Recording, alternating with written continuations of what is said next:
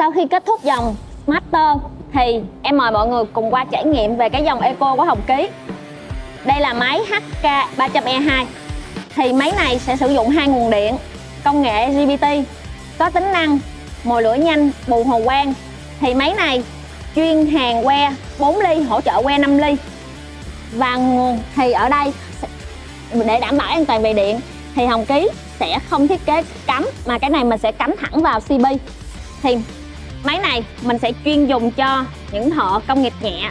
Và bây giờ để biết được tính năng, mối hàn, ngấu, đẹp như thế nào thì em mời mọi người cùng qua trải nghiệm.